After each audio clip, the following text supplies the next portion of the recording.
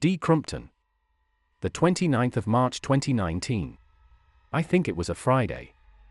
I decided to get my old air rifle out of the attic and go and have a practice in the quarry. With it being a Friday, there wouldn't be many people around, unlike the weekends. It was quite a hot day for that time of the year, so I decided to make the most of it. Even though I booked the day off work, I got up early, probably about 8 o'clock. I made myself a full English.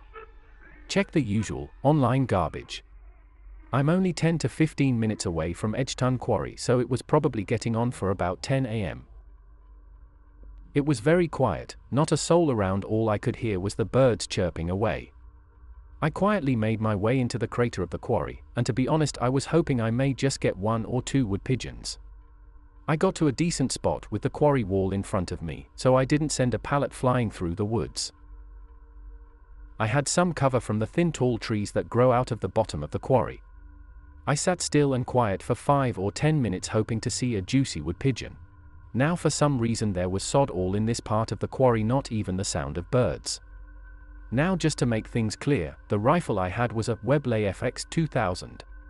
It's not the type where you break the barrel and put a pellet in it, it's an air rifle that you pre-charge. It even has a bolt action and a multi-shot circular magazine. It would probably be easier if you just Google the name. I'm only saying all this because it will become more apparent as I tell you what happened. It was probably several months before I last used the gun, so I knew I was going to be a rubbish shot. Like I said, it was very quiet and nobody around, so I decided to just shoot some targets.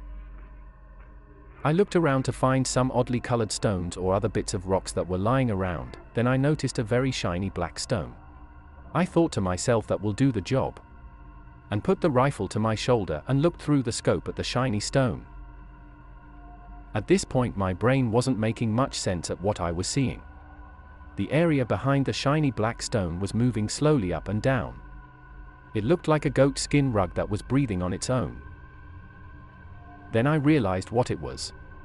The shiny black stone was a nose. Without thinking I said, "Fucking hell." Not very loud, but loud enough for it to hear. Then the shiny black nose that I could see through the rifle scope suddenly had 2 large eyes either side and above it. They were looking straight at me. They were the color of a milky off yellow, a bit like when you see a dog that's old and going a bit blind. But this wasn't blind, it definitely saw me pointing a rifle at it. Then it started to get up off the ground. It was a strange movement. Its back legs got up first and its eyes stayed fixed on me and still. Like its chin was glued to the ground. I just panicked, and like an idiot squeezed the trigger. I couldn't even tell you where the crosshairs were on the animal. I was obviously in shock, but I definitely hit the damn thing. It sprang to all fours in the blink of an eye. It was that fast that I was now looking through the scope at the gap in its front legs. Well, which I thought was front legs. I moved my chin away from the rifle stock so I could see the whole thing stood there. It looked like an Irish wolfhound, but at least 1.5 or 2 foot taller at its back. The fur on its face was short but getting shaggier around the top of its head, and down its back to its shoulders, a bit like a lion but not as fluffy. Not sure about the ears, I couldn't really see them, but I'm just guessing that they were down because it was angry, but I couldn't be certain. It definitely had the look of an Irish wolfhound. When I was a kid my uncle had one, and he was a gentle giant. That's the closest thing that I could said it looked like. I still had the rifle to my shoulder and I was just staring at it and it was staring back at me.